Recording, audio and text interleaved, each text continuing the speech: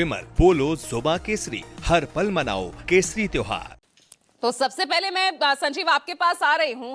हालांकि बिहार से उठा ये मुद्दा अब ये राष्ट्रीय रूप लेता हुआ नजर आ रहा है। एक राष्ट्रीय मुद्दा इसे जिस तरह से विपक्षी पार्टियां बनाने की कोशिश कर रही है, संसद से सड़क तक और अब सड़क से यहां निर्वाचन आयोग तक जो मार्च करने की कोशिश कर रही है, क्या लग रहा है ये मुद्दा आने वाले दिनों में और कितना प्रभावी रूप ले सकता है और कितना बड़ा मुद्दा ये चुनावों के लिए रहेगा? जनता से कितना जुड़ा हुआ है ये मुद्दा? संजीव, आपको क्या समझ में आ रहा है?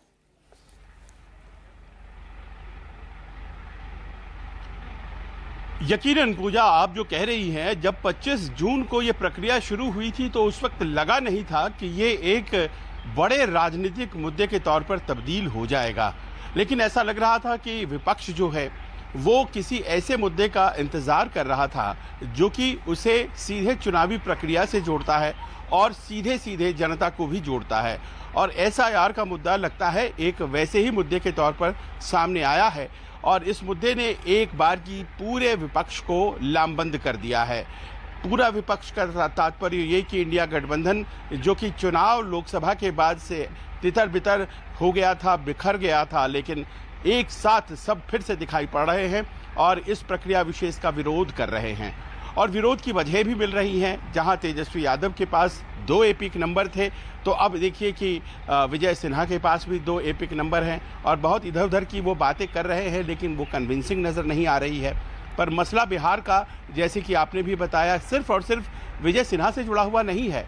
कई ऐसे शहर हैं, कई ऐसे कस्बे हैं, कई ऐसी जगहें हैं जहां पर ये पाया जा रहा है कि एक ही पते पर बहुत बहुत नाम हैं। तेजस्वी यादव ने एक बड़ा आरोप ये लगा दिया है कि 3 लाख ऐसे पते हैं, ऐसे वोटर्स हैं जिनका कि पता जो है वो इनवैलिड है, 00 है। अब इस तरह का जो आरोप है वो कर्नाटक में राहुल गांधी ने भी लगाया था महादेवपुरा के मामले में, जब आपने देखा कि वहाँ भी पिता का नाम XYZ जैसा कुछ उन्होंने उदाहरण दिया था।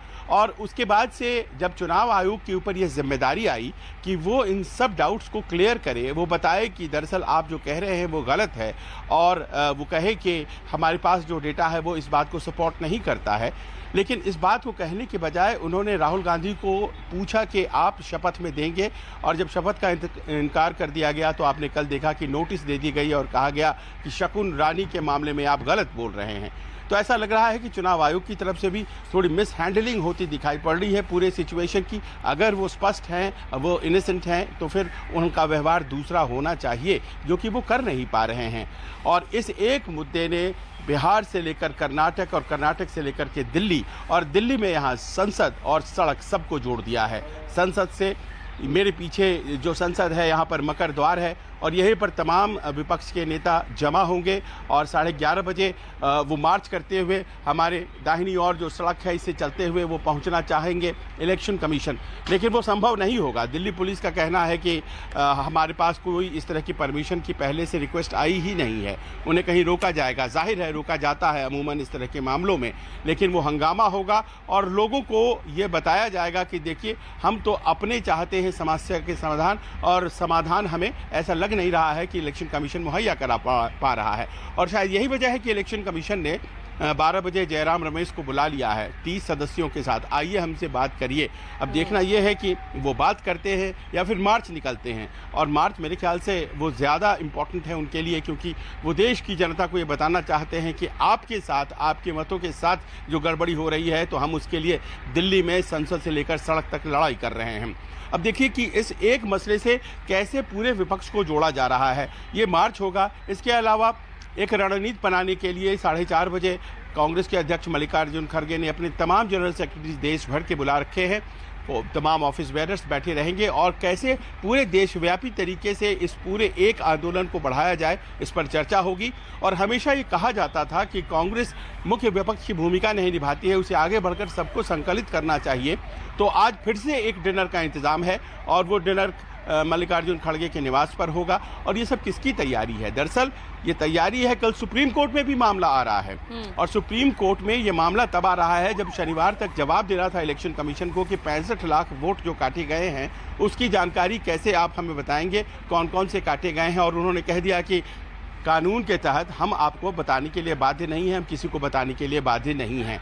तो ऐसा लग रहा है कि इलेक्शन कमीशन के इस सवाल पर कहीं ना कहीं बहुत से फ्लिप फ्लॉप नजर आ रहे हैं। और एक आरोप जो बार बार विपक्ष लगा रहा है कि भारतीय जनता पार्टी के लिए काम करता है, इलेक्शन कमीशन बेनिफिशियरी है, इस आरोप को लेकर के वो संसद से सड़क तक जब चलेंगे, अदालत में बोलेंगे, तो ऐसा लग रहा है विपक्ष को कि एक बहुत बड़ा मुद्दा खड़ा हो जाएगा।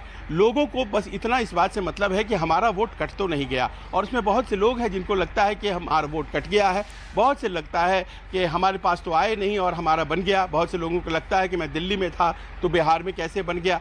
तो ऐसा लग रहा है कि एक ऐसा मसला खड़ा होकर सामने आ गया है जिसमें कई गड़बड़ियां हैं, उन गड़बड़ियों को सही करने का एक विंडो भी दिया गया है, लेकिन उन प्रक्रियाओं से आगे एक सियासी मुद्दे के तौर पर एसआईआर बहुत बड़े सियासी मुद्दे के तौर पर तब्दील हो गया है। जी बिल्कुल, बहुत बड़े मुद्दे की तरफ ही तब्दील तो होता दिख ही रहा है, और इसका एक बड़ा रूप आज देखने को मिलेगा जब 300 के करीब सांसद यहां संसद से चुनाव आयोग तक मार्च करते नजर आएंगे।